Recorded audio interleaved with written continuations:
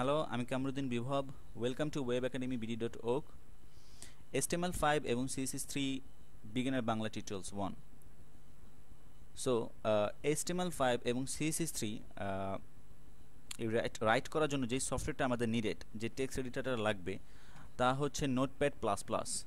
So আমরা এখন সর্বপ্রথম এই সফটওয়্যারটি নামাতে হবে আমাদের, বিকজ এই সফটওয়্যার ছাড়া, এই টেক্সট এডিটর ছাড়া আপনি HTML5 এবং CSS3 লিখতে পারবেন। অনেক রকমের সফটওয়্যার আছে। সো এই সফটওয়্যারটাকে বেশি আমি প্রাধান্য দিচ্ছি।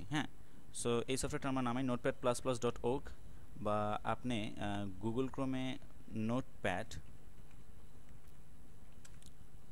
প্লাস প্লাস দিলে এসে পড়বে notepad++.org। সো টেক্সট এডিটরটা ঠিক দেখতে এরকম। সো আমি এখন এটা ডাউনলোড করি, হোম, দেন ডাউনলোড।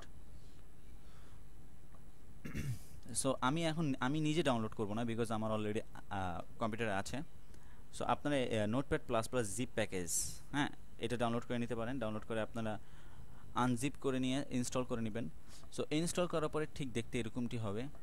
দেখেন, আমি এখানে কিছু রাইট করে রেখেছি অলরেডি। সো আপনারা, আমি এখানে শুধু এটা ইন্ট্রোডাকশন, আপনারা নিজেরা ভিডিও পজ করে এটা লেখার চেষ্টা করবেন না। আমি এরপরের ভিডিও টিউটোরিয়ালস অবশ্যই আপনাদেরকে দেখাবো। সো HTML5 এবং CSS3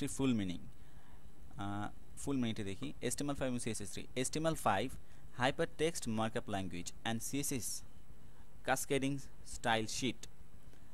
এবং HTML5 এবং CSS3 এই দুটো পার্থক্যটা কি, দুটো কিসের কারণে ইউজ হইতেছে এখন দেখেন। আমি notepad++.org এই ওয়েবসাইটটাতে আছি। রাইট বাটন ক্লিক করলাম, ভিউ পেজ সোর্স।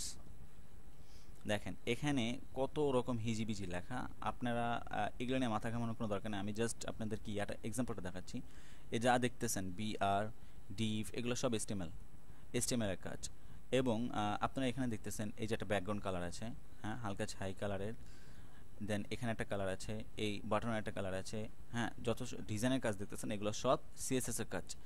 সো এটি HTML5 এবং CSS3 কাজ। সো এরপরে টিউটোরিয়ালসে অবশ্যই আমি HTML5 এর কাজ শুরু করতে যাব। সো আপনারা আজকে এটুকু পর্যন্তই। So thank you for watching.